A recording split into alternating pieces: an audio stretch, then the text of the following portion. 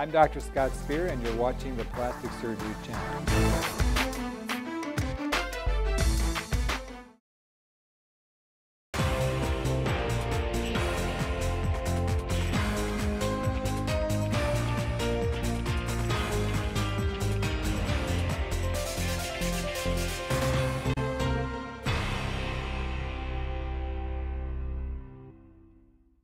Welcome to Plastic Surgery News. I'm your host, Deanne Moore. Thank you for joining us today. In this week's report, we'll tell you about a group of clinics busted for peddling fake Botox. And we'll explain why plastic surgery is getting safer in New York.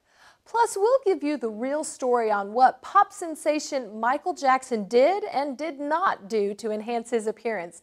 All of this right ahead. First up, a recent report has shown that a majority of the women who are eligible for breast reconstruction have more options than they ever actually know.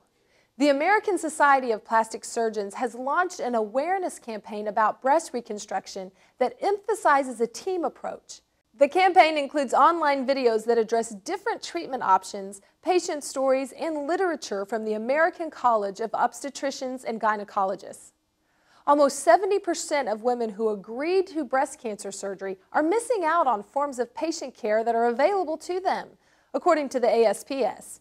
In nearly all cases, being aware of all the options would ensure a better outcome. More than 79,000 women underwent breast reconstruction in the U.S. in 2008, and 39% increase over 2007. The ASPS wants to ensure that women who have reconstruction and those who choose not to are fully informed. Dr. John Canaday, president of the ASPS, noted that women diagnosed with breast cancer should be immediately referred to a full team of physicians that can provide comprehensive breast care, including a plastic surgeon. We spoke with Dr. Lou Bucky from University of Pennsylvania about the benefits of breast reconstruction in breast cancer patient treatment. The problem of not having complete information at the time of the original consultation, unfortunately, is more common than we'd like it to be. And it really boils down to an absence of education. Not just education for the patients, but education for the physicians that are consulting with the patients. And I think ultimately it comes down to the fact that a lot of physicians don't know what the advances in breast reconstruction have led to in the ultimate result for patients, and therefore can't give a comprehensive consult in a fashion that would lead for patients to have the appropriate information. There are a lot of variables that determine how good your result can be. Some we have control over, some we don't, and they range from who the breast surgeon is. It even goes as far back as where the initial biopsy is placed, what type of reconstruction they had, what the patient's built like, how they generally heal, whether they need chemotherapy, whether they need radiation. Some of these variables we can control and some we can't. So you need to give a patient, you got to get all the information and then give a patient a general idea of where they fit into that equation. Collaboration between the plastic surgeon and other healthcare providers like gynecologists, oncologists, pathologists, radiologists, and general surgeons can help ensure patients have an ideal treatment plan. And the earlier they collaborate during the process, the better the plan. For more information about the new awareness campaign, visit plasticsurgery.org/choices.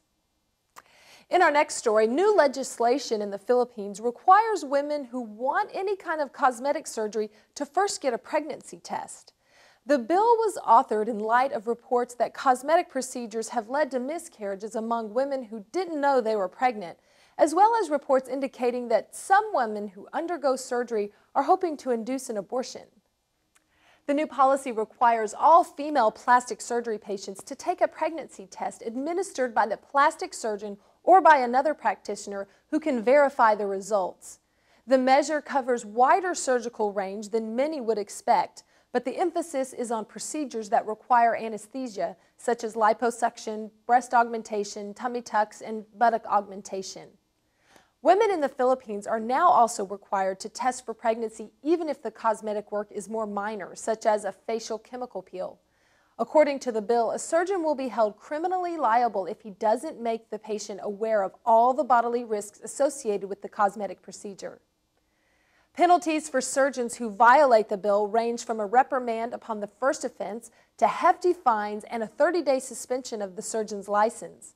And if the doctor performs an operation that actually results in the death of an unborn child, he faces a higher fine, plus suspension of his license for a year or longer.